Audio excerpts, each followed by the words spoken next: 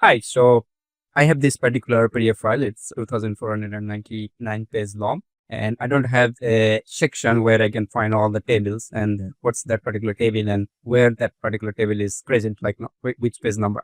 In this video, I'm solving that part. Okay, so let's say I want to extract all the tables information, like where that particular table is, what's the table section, and what's the name of that particular table.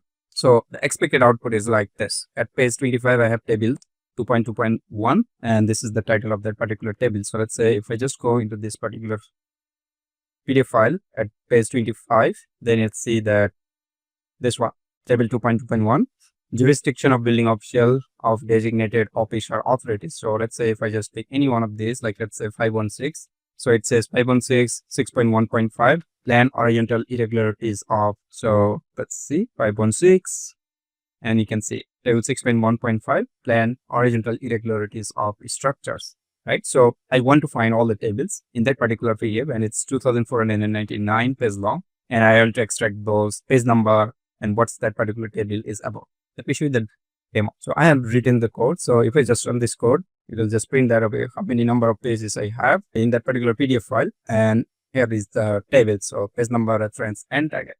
That's it. If you want to extract meaningful data from PDF files, send me a message.